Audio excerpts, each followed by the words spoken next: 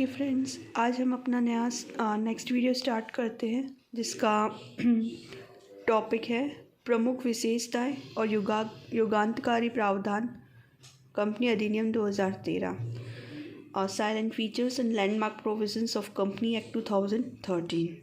अधिनियमन first point है इसका enactment. Company अधिनियम 2013 को लोकसभा द्वारा 18 दिसंबर 2012 तथा राज्यसभा द्वारा 8 अगस्त 2013 को पारित किया गया। इस अधिनियम को राष्ट्रपति की सर्वसम्मति 29 अगस्त 2013 को प्राप्त हुई थी। फ्रेंड्स, हमें ये पता है कि जब भी कोई बिल एक्ट बनता है तो पहले उसे लोकसभा से सर्वसम्मति से पास होना होता है, फिर राज्यसभा से, और उसके बाद राष्ट्रपति के हस्ताक्षर होते हैं, तभी वो बिल जो है एक्ट बनता है। तो हमारा कंपनी अधिनियम भी कुछ इसी तरह से 18 दिसंबर 2012 को लोकसभा से पारित हो गया था।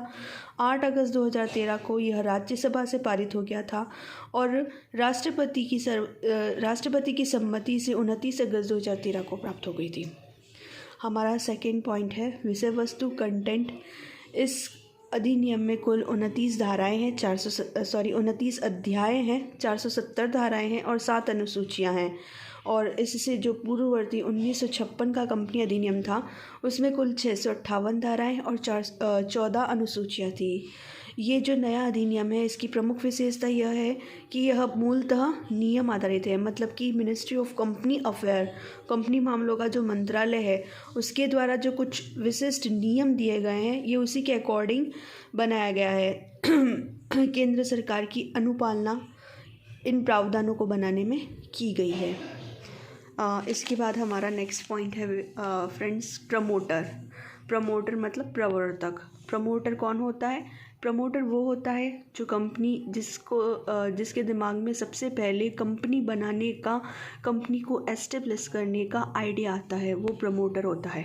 वो इस कंपनी को आगे बढ़ाने के लिए उसके लिए मार्केट तैयार करता है, वो प्रमोटर होता है। कंपनी के सारे फैसले स्टार्टिंग के जो भी इनकॉर्पोरेशन से रिलेटेड है, कंपनी का नेम क्या होगा, कंपनी की हेड ऑफिस कहाँ होगा, कहाँ वो बिज़नेस करेगी, कौन सा स्टेट होगा, कौन सी कंपनी से रिलेटेड जो भी प्लेस है उस रिलेटेड, उसमें डायरेक्टर्स कौन कौन होंगे, ये सारा डिसीज़न, कितनी मीटिंग्स इसमें होंगी, डिविडेंड कितना दिया जाएगा, क्या शेयर होल्डर्स कितने होंगे, कैसे होंगे, मतलब जो भी डिसीजंस होते हैं वो सारे पहले प्रमोटर लेता है।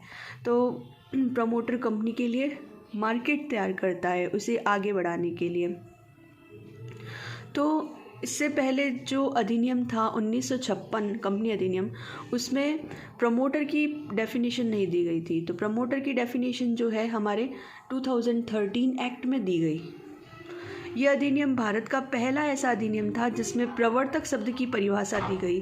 प्रवर्तक की परिभाषा कंपनी का निर्माण नामक अध्याय में दी गई है और कंपनी एक्ट 2013 की सेक्शन 269 में प्रमोटर के बारे में बताया गया है।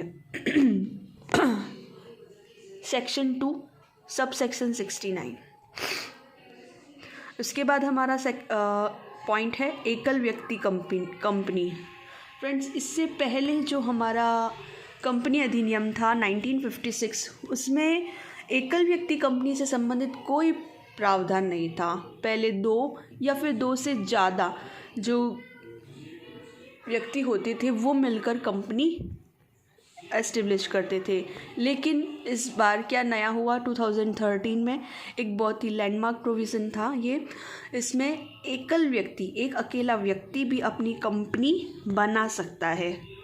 तो भारत में एकल व्यक्ति कंपनी की अवधारणा को पहली बार इस अधिनियम द्वारा मान्यता प्रदान की गई। अब भारत में कोई भी एकाकी व्यक्ति इस अधिनियम के अधीन कंपनी का निर्माण कर सकता है और कंपनी प्रारूप के लाभों को प्राप्त कर सकता है। और इसकी डेफिनेशन और इसके बारे में सेक्शन कंपनी अधिनियम 2013 सेक्शन 2 सब सेक्शन 62 में दी गई है। उसके बाद है हमारे पॉइंट लघु संबंध और निष्क्रिय कंपनी की अवधारणा, concept of small associate and dormant company.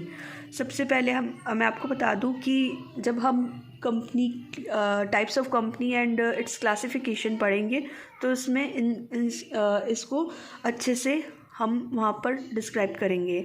अभी मैं आपकी नॉलेज के लिए बता देती हूँ कि स्मॉल कंपनी वो होती है जो कि जिसकी पेड अप शेयर कैपिटल जो होती है वह 2 करोड़ और जिसका टर्नओवर भी 2 करोड़ हो, वो स्मॉल कंपनी होती है।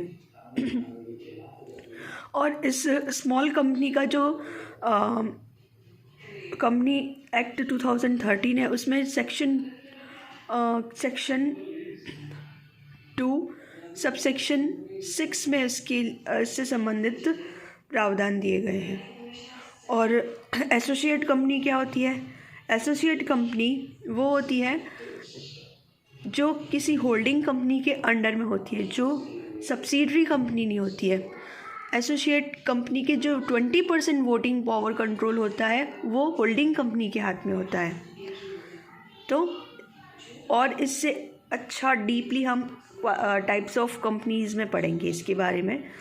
अभी के लिए आप इतना समझिए। और डोरमेंट कंपनी मतलब कि निष्क्रिय कंपनी वो होती है जिसने अभी तक अपने 2 साल में कोई भी बिजनेस ट्रांजैक्शन नहीं किया है, ना ही उसने अपने कोई भी डॉक्यूमेंट रजिस्ट्रार के पास फाइल करवाया है, और साथ ही उसने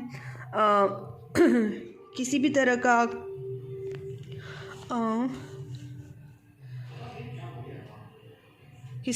की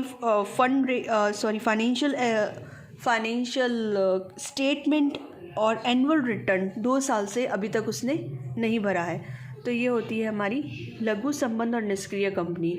अब हमारे इन सभी कंपनी से संबंधित जो भी प्रावधान थे वो पहली बार 2013 में दिए गए। इस नए अधिनियम में लघु कंपनी संबंध और कंपनी तथा निष्क्रिय या प्रसुप्त कंपनी की अवधारणा को सम्मिलित कर परिभाषित किया गया। इसकी परिभाषा कंपनी का वर्गीकरण नामक अध्याय में देखी जा सकती है। और एक लैंडमार्क प्रोविज़न ये हुआ था कि जो प्राइवेट कंपनीज थी उनके सदस्यों की संख्या को बढ़ाया गया और उसको 50 से बढ़ाकर 200 कर दिया गया था।